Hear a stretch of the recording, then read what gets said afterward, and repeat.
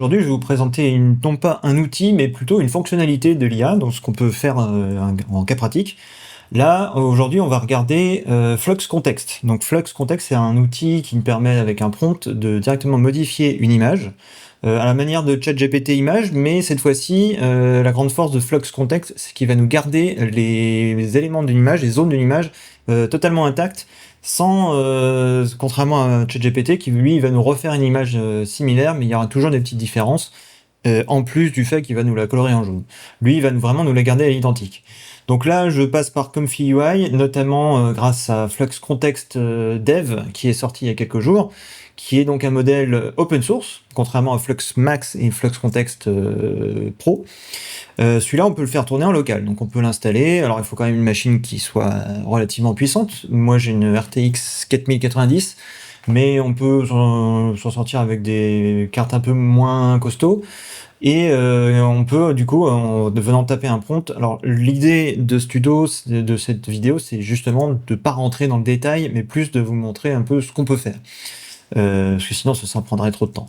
Donc là, en gros, ce que je lui ai fait ici grâce à Flux Context Image, c'est que je lui ai donné un prompt. Donc là, je lui ai demandé de changer la luminosité de l'éclairage de la scène, de mettre la lumière, une lumière flash qui éclaire le sujet, de garder la lune visible.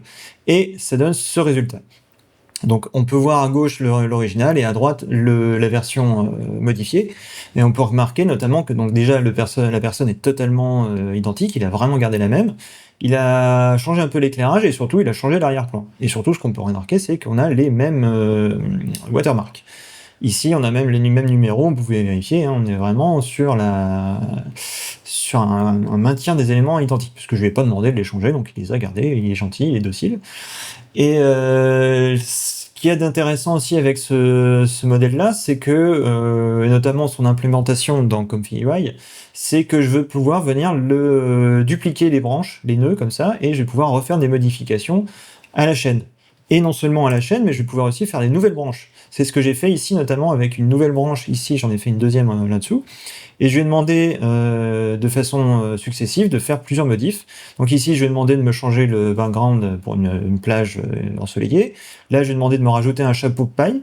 Donc il m'a rajouté exactement ce que je lui ai demandé, mais en laissant tout le reste à l'identique. Là, en partant de cette image, je lui ai demandé de me mettre un cocktail dans sa main.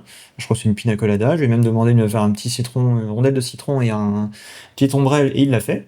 Et enfin, je lui ai demandé enlever les watermarks. Donc c'était le prompt, hein, c'était remove the watermarks. Donc on lui parle vraiment en langage naturel, hein. On va pas mettre des... Là, tous les paramètres, c'est des trucs par défaut, on n'y touche pas. C'est vraiment uniquement le prompt qui joue. Et donc en moyenne, ça met une vingtaine de secondes à rendre.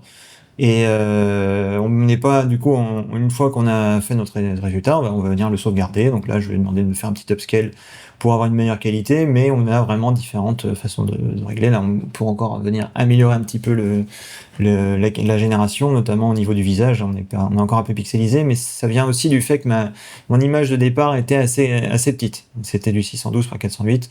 C'est un truc avec des watermarks, on n'a pas souvent de la bonne qualité. Autre chose ici, c'est que alors je vais vous la refaire en direct, je vais pouvoir donc venir partir d'une de mes itérations et je vais pouvoir venir faire une nouvelle branche. Je vais prendre ici donc cette option là, hop, je vais la descendre. Ici, je vais rentrer un prompt que j'avais déjà préparé à l'avance, à savoir ce prompt-là. Donc je vais demander que la femme porte un costume de pirate, elle a un perroquet sur l'épaule, et je demande à l'IA de garder la composition et la femme identique. Je ne veux pas avoir un autre modèle, je veux vraiment avoir celle-là. Et on va lancer, et on va voir ce qui se passe. Et voilà, donc là on a notre personnage. Elle a un perroquet sur l'épaule, elle a changé le chapeau, elle a gardé un chapeau, mais il a juste changé de nature. On a le vaisseau pirate derrière. Alors je vais pas préciser d'enlever les watermarks, donc il les a gardés. Et on peut voir que du coup on est quand même quelqu'un de très ressemblant. Alors il faudra peut-être un petit peu retravailler dans certains cas, il peut arriver qu'il fasse des angles de vue un petit peu différents, et notamment des fois en faisant ça, ça dénature un tout petit peu le visage. mais globalement, on est quand même assez proche. Et là-dessus, bah, on peut rien n'empêche de venir de nouveau faire d'autres itérations en venant lui demander, je sais pas moi, de rajouter, changer la couleur du chapeau, rajouter un troisième perroquet, changer le décor, etc. Donc on peut vraiment faire toutes les modifs qu'on veut, et cette fois-ci, c'est vraiment beaucoup plus libre et souple, et surtout respectueux de l'image de départ que d'autres formules comme ChatGPT ou d'autres IA en ligne.